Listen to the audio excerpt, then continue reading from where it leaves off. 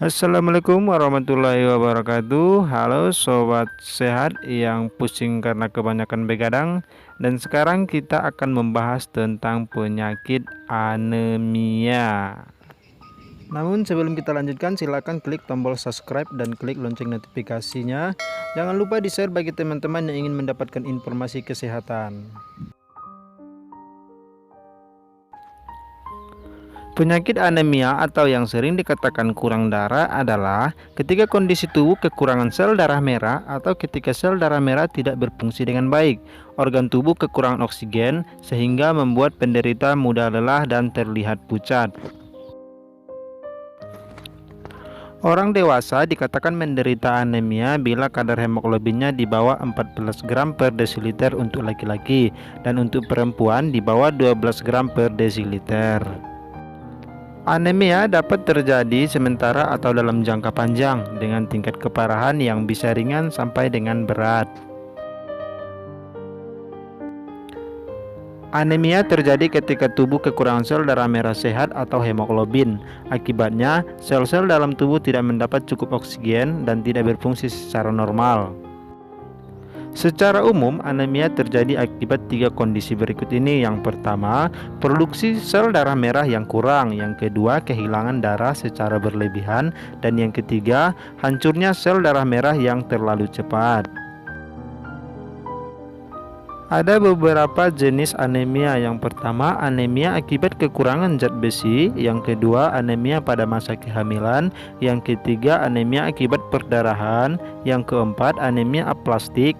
Yang kelima, anemia hemolitik. Yang keenam, anemia akibat penyakit kronis. Yang ketujuh, anemia sel sabit. Yang kedelapan, thalassemia.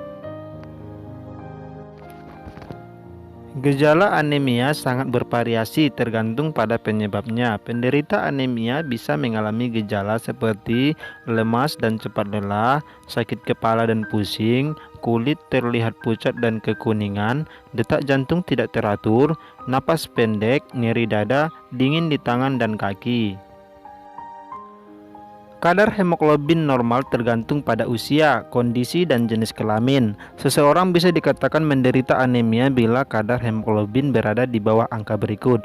Untuk anak-anak 11-13 gram per desiliter.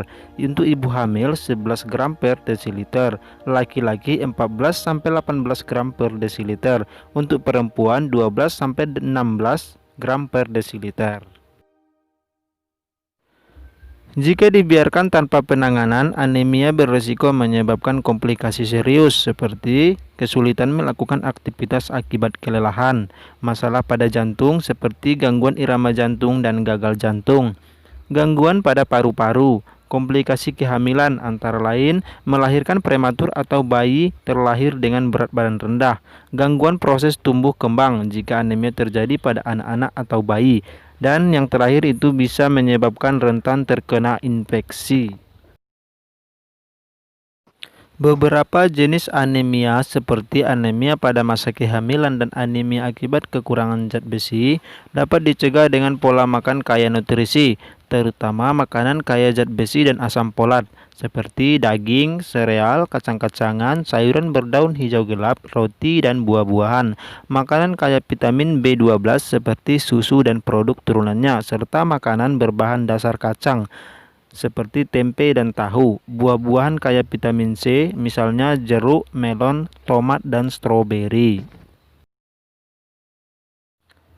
Metode pengobatan anemia tergantung pada jenis anemia yang diderita pasien. Untuk mengetahui apakah asupan nutrisi Anda sudah cukup, berkonsultasilah dengan dokter spesialis gizi. Bila Anda memiliki keluarga penderita anemia akibat kelainan gen, seperti anemia sel sabit atau thalassemia, konsultasikan dengan dokter sebelum merencanakan kehamilan agar kondisi ini tidak terjadi pada anak. Terima kasih sudah menonton video ini. Semoga info ini bermanfaat bagi teman-teman semua. Silakan diklik tombol subscribe dan lonceng notifikasinya. Silakan di-share juga bagi teman-teman yang ingin mendapatkan informasi kesehatan. Dan sampai jumpa di video selanjutnya. Assalamualaikum warahmatullahi wabarakatuh.